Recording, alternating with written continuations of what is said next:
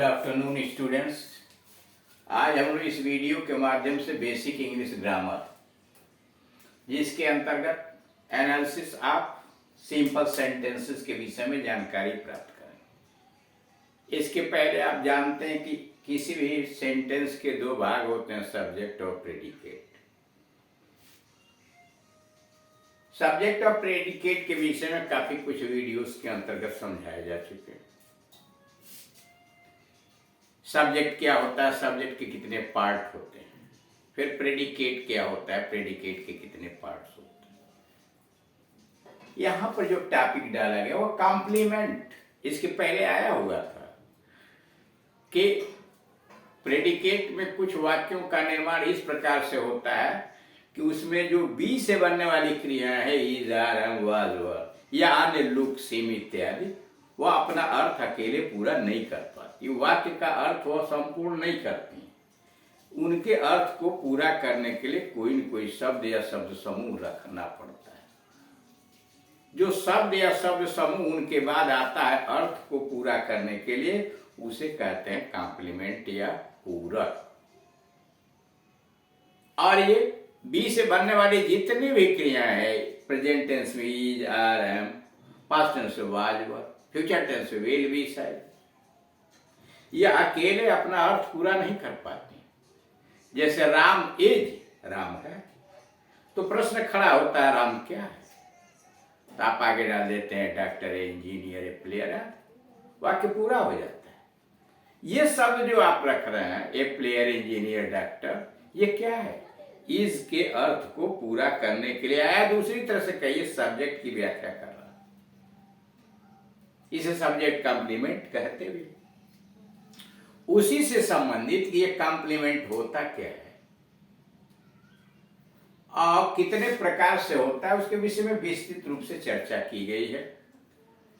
Complement और kinds of complement के संबंध में नोट नंबर 1। पहले वहां तक पहुंचिए, कुछ वाक्य केवल क्रिया के बाद ही समाप्त हो जाते हैं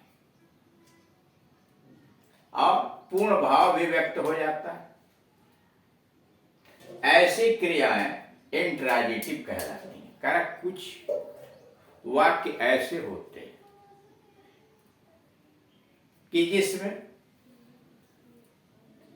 क्रिया के बाद ही वो समाप्त हो जाते नहीं। प्रेडिकेट में केवल एक वर्ब होता है। जैसे राम रेड्स, राम पढ़ता है, राम रैन, राम दौड़ा, क्या है, वर्ब के बाद समाप्त हो जाता है।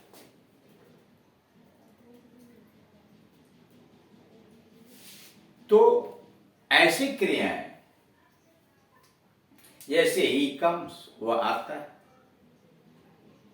ही गोज, वह जाता है, यह क्या है, क्रिया के बाद वाक्य समाप्त हो जाता है। प्रेडिकेट पार्ट इसमें केवल एक शब्द है, कम्स, गोस इत्यादि। तो कह रहा है कि कुछ वाक्य केवल क्रिया के बाद ही समाप्त हो जाते हैं और वह पूर्ण भाव भी व्यक्त कर लेते हैं। ऐसी क्रियाओं को इंट्रांजिटिव वर्ब कहते हैं। जैसे he slept, the child was sleeping. क्रिया से मतलब सहायक क्रिया भी हो सकती है, मुख्य क्रिया भी हो सकती है, अकेले भी हो सकता है। जैसे ही कम्स, वो आता है, ही इज कमिंग, वो आ रहा है, ही हैज बीन कमिंग, आगे भी जोड़ना पड़ेगा। He is come, the child was sleeping, बच्चा सो रहा था। वाक्य नंबर 1 में सब्जेक्ट ही, प्रेडिकेट सेलेक्ट है।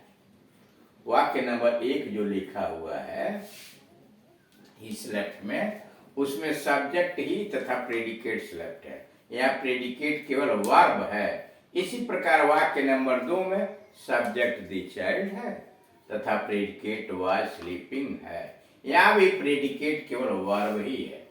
यानी कभी कभी प्रेडिकेट में केवल क्रिया बस होती है, वो सहायक क्रिया है या मुख्य क्रिया के साथ से। नोट नंबर 2, कुछ वाक्यों की क्रिया इस प्रकार की होती है, यानी कुछ वाक्यों में ऐसी क्रियाएं आती हैं कि उनका प्रभाव अन्य शब्दों पर पड़ता है। कुछ वाक्यों में ऐसी क्रियाएं आती हैं कि उनका प्रभाव दूसरे शब्दों पर पड़ता है जो उन क्रियाओं के बाद लिखे जाते हैं। यानी क्रियाओं के द्वारा किए गए कार्यों का प्रभाव अन्य शब्दों पर पड़ता है। जो उस क्रिया के बाद लिखे जाते हैं, ऐसे शब्द उन क्रियाओं के ऑब्जेक्ट कहलाते हैं। और ऐसी क्रियाएं ट्रांजिटिव वर्ब कहलाती हैं। जैसे मान लीजिए पर ही रैन, वह दौड़ा, ए रेस, वह दौड़ा, ही सेंट ए लेटर, उसने एक पत्र भेजा, ही रोट ए नावल, उसने एक पुस्तक, एक उपन्यास लिखा। तो इसमें रोट क्रिया का प्रभाव ए नावल पर हो रहा है। ही रैन ए रेस, रैन का प्रभाव ए रेस पर पड़ रहा है, यानी इसमें क्रिया रैन हुआ, सेंट हुआ। ये क्या है? ट्रांजिटिव है। उसके बाद आया हुआ शब्द उसका ऑब्जेक्ट या कर्म कहलाता है। हमको पहुंचना आपको कॉम्प्लीमेंट पर, यानी दो मॉडल देखिए, कुछ वाक्य क्रिया के बाद ही समाप्त हो जाते हैं, कुछ वाक्य में क्रिया आती है उसके बाद उसका ऑब्जेक्ट आता है, वहां समाप्त होते हैं। कुछ वाक्य ऐसे आते हैं, क्रिया आती है, ऑब्जेक्ट होता है, ऑब्जेक्ट का कॉम्प्लीमेंट भी रखना पड़ता है। काफी कुछ इसके विषय में इसके पहले चार्ट बना के आपको समझाया जा चुका है। अब आइए कॉम्प्लीमेंट। नोट नंबर 3, कॉम्प्लीमेंट, पूरक। कुछ क्रियाओं के साथ जो शब्द आते हैं वे उस क्रिया के पूरक कहलाते हैं। कारण कुछ ऐसी क्रियाएं हैं जिनके साथ यानी उनके पीछे जो शब्द आते हैं वो कॉम्प्लीमेंट कहलाते हैं, यानी उन्हें कॉम्प्लीमेंट कहते हैं। इनके बिना वाक्य का पूर्ण भाव व्यक्त नहीं होता, यानी कॉम्प्लीमेंट जो शब्द रखा जा रहा है उसके बिना वाक्य का पूर्ण भाव व्यक्त नहीं होता। जैसे this man is a doctor, अगर कहना हो this man is a doctor, यह आदमी डॉक्टर है, यह आदमी डॉक्टर है। अगर इसको केवल यही कहा जाए दिस मैन इज, यह आदमी है, तो प्रश्न मन में खड़ा होता है कि क्या है दिस मैन इज। अगर हम कहते हैं तो यह एक प्रश्न खड़ा होता है कि आदमी क्या है, तो उसके आगे जोड़ना पड़ा ए डॉक्टर, डॉक्टर है, ये आदमी एक डॉक्टर है। यहां आप देख रहे हैं कि इज अकेले वाक्य का अर्थ नहीं पूरा कर पा रही है, तो इसलिए उसके अर्थ को पूरा करने के लिए ए डॉक्टर जोड़ा गया। इस वाक्य में ए डॉक्टर क्रिया इस का कॉम्प्लीमेंट है, वह उसके अर्थ को पूरा कर रहा है।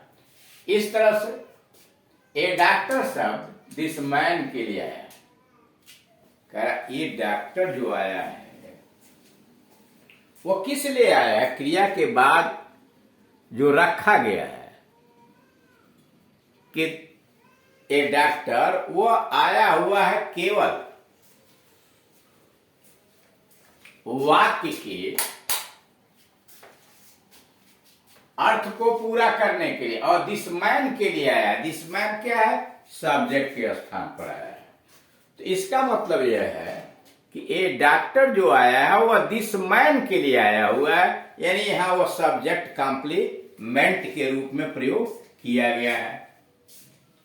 नोट नंबर 4, यह सब्जेक्ट कॉम्प्लीमेंट 3 प्रकार से प्रयोग होता है, यानी सब्जेक्ट कॉम्प्लीमेंट जो आता है वह 3 प्रकार से प्रयोग होता है। पहला नाउन या नाउन फ्रेज हो सकता है, जैसे Ram is a doctor. A doctor क्या है? नाउन है। लेकिन अगर कहा जाए Ram is a famous doctor, 3 शब्द हो गया, ध्यान दीजिएगा। Ram is a famous doctor, a famous doctor काम नाउन के लिए आया, नाउन के स्थान पर ही आया है, लेकिन 3 शब्द हैं, इसलिए उसको कहेंगे नाउन फ्रेज है। वो क्या है? नाउन फ्रेज है। नंबर 2, तो यानी कॉम्प्लीमेंट नाउन या नाउन फ्रेज के रूप में आ सकता है। एडजेक्टिव या एडजेक्टिवल फ्रेज के रूप में आ सकता है, जैसे राम इज वाइज, राम बुद्धिमान है, और राम इज वेरी वाइज, 2 शब्द हो गए। 2 शब्द मिलकर उसकी विशेषता बता रहे हैं, तो उसको कहेंगे एडजेक्टिवल फ्रेज। यानी एक शब्द हुआ एडजेक्टिव, जैसे राम इज वाइज, राम बुद्धिमान है, वाइज क्या एडजेक्टिव है। लेकिन अगर आप कहेंगे राम इज वेरी वाइज, तो 2 शब्द मिलकर विशेषता बता रहे हैं, तो उसको कहेंगे कि साहब ये एडजेक्टिव फ्रेज। तीसरा एडवर्ब या एडवर्बियल फ्रेज के रूप में आ सकता है, जैसे ही केम लेट, वह देर से आया। लेट क्या है? एडवर्ब है, टाइम बता। ही केम हियर, वह यहां आया। ही वेंट देयर, सॉरी गलत बोल गए। यहां चूंकि कॉम्प्लीमेंट है तो क्रिया जो हमें प्रयोग करनी चाहिए वो इज आर एम वाज या अन्य चीजें ही प्रयोग करना चाहिए। जैसे he looks sad, वह दुखी दिखाई देता। लुक्स भी अपना अर्थ पूरा नहीं कर पाती। बी के अलावे अन्य भी क्रियाएं, सीम है, अपीयर है, लुक है, ये ऐसी क्रियाएं हैं जो अकेले अपना अर्थ पूरा नहीं करती। इनके लिए भी कोई न कोई शब्द ढूंढना पड़ता है या शब्द समूह ढूंढना पड़ता है। अभी हम यहाँ एज आर एम की बात कर रहे थे। ही वॉज लेट, वह देर था। He was very late. Late क्या है? टाइम बता रहा, एडवर्ब है। और वेरी लेट दो शब्द एडवर्ब के रूप में आए हुए हैं, इनको कहेंगे adverbial phrase. He was in, वो अंदर था। इन क्या है? पोजीशन बता रहा है, एडवर्ब है। लेकिन अगर कह लेंगे he was in the room, वह कमरे में था। इन द रूम तीन शब्द हो गए, इसको कहेंगे एडवर्बियल फ्रेज। वो ऐसे वाक्यों की क्रियाएं लिंकिंग वर्ब कहलाती है। यही जा रहा है वाज वर्ब जो है, इसे लिंकिंग वर्ब के रूप में जाना जाता है। Note number 5। अब इस वाक्य पर जरा विचार कीजिए। आगे जो वाक्य दिया गया है उस पर जरा विचार कीजिए। Your letter made us worried, आपके पत्र ने मुझे चिंतित बना दिया। Your letter made us worried, यहाँ वरीड शब्द कॉम्प्लीमेंट है। यह वरीड शब्द ऑब्जेक्ट अस को पूर्ण बनाता है, यानी अस के लिए वरीड आया हुआ है, अतः यह ऑब्जेक्ट कॉम्प्लीमेंट कहलाए। समझ रहे हैं? कह रहा इस वाक्य में your letter made us worried, worried जो आया है अस के लिए आया हुआ, यानी अस का वह कॉम्प्लीमेंट है। अस यहाँ ऑब्जेक्ट है और ऑब्जेक्ट का कॉम्प्लीमेंट वरीड है, इसलिए इसे ऑब्जेक्ट कॉम्प्लीमेंट कहलाता है। यह ऑब्जेक्ट कॉम्प्लीमेंट भी नाउन या नाउन फ्रेज हो सकता है, एडजेक्टिव या एडजेक्टिव फ्रेज हो सकता है, प्रेजेंट पार्टिसिपल या पास्ट पार्टिसिपल हो सकता है। यानी कह रहा यह ऑब्जेक्ट कॉम्प्लीमेंट नाउन या नाउन फ्रेज हो सकता है, एडजेक्टिव एडजेक्टिव फ्रेज हो सकता है, या प्रेजेंट या पास्ट पार्टिसिपल हो सकता है। जैसे ही इज ए बॉय, वह ही इज ए स्टूडेंट, वह एक लड़का, एक विद्यार्थी है। ए स्टूडेंट क्या नाउन है। He is a good student, अच्छा वह नाउन फ्रेज हो। ही इज वाइज, वह बुद्धिमान है, एडजेक्टिव हो गया। He is very wise, very wise adjective phrase हो गया। अब जरा इस पर आइए, क्या करा? Present participle. He is boring, मतलब उबाऊ है, पका हुआ। या आई फाउंड हिम बोरिंग, मैंने उसे उबाऊ पाया। This story, I found this story boring.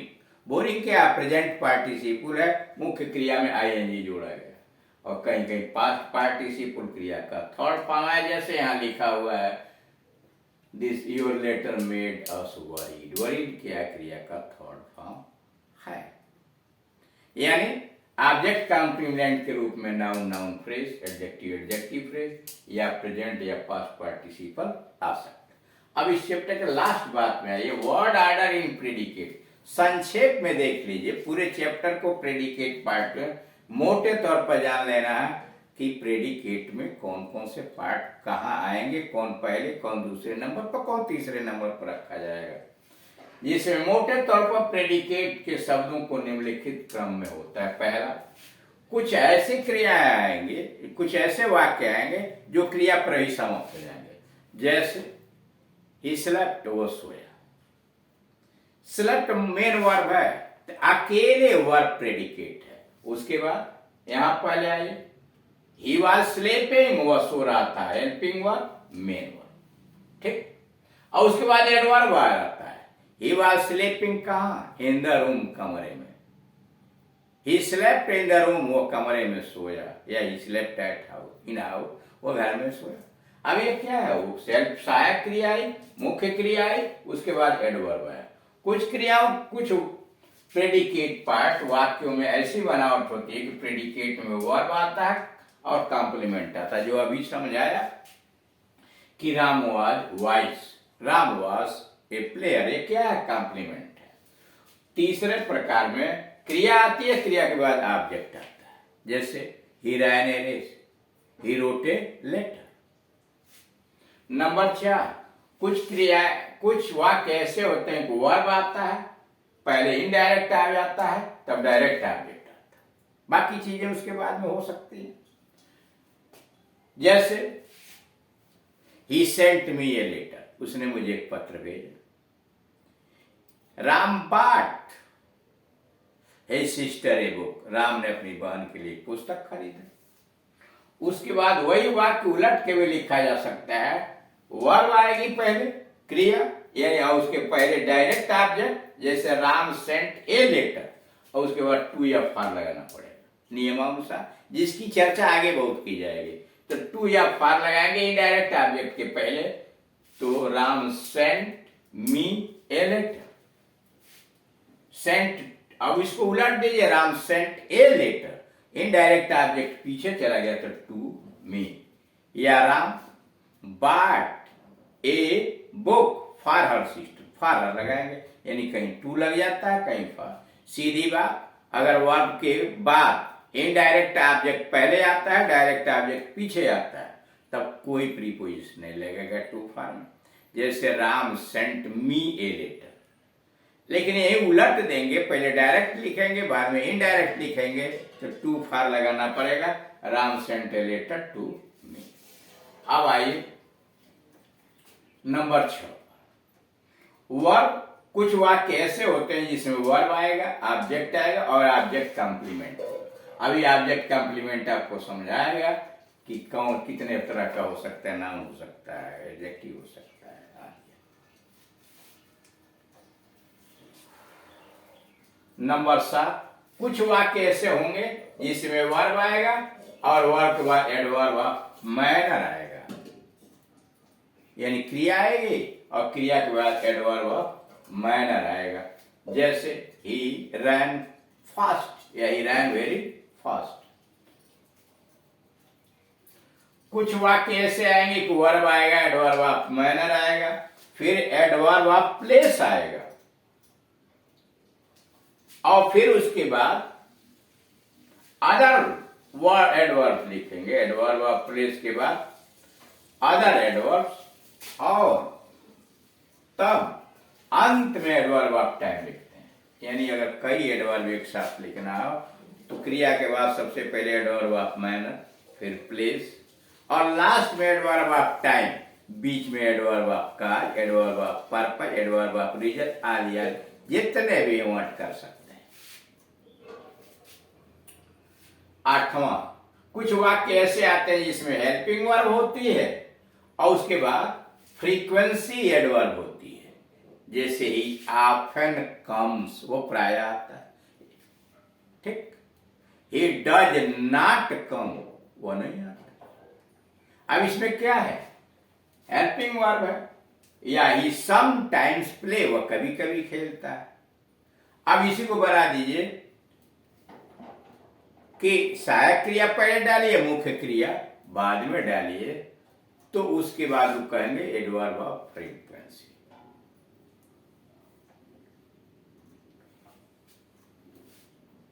अब यहां क्या है? ही इज नॉट रनिंग, वह नहीं दौड़ रहा है, एडवर्ब ऑफ फ्रीक्वेंसी में आ जाए। He is again and again disturbing, वो बार बार डिस्टर्ब कर रहा है।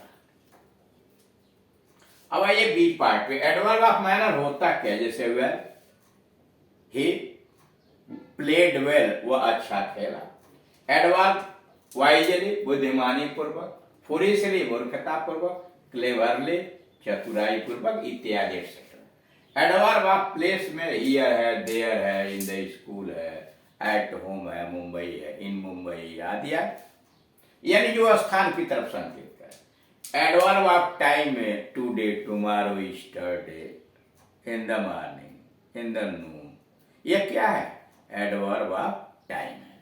तो इस प्रकार से आपने देखा कि कॉम्प्लीमेंट के विषय में क्या क्या चीजें हो सकती हैं, उसके बाद कॉम्प्लीमेंट का यूज कैसे किया जाता है।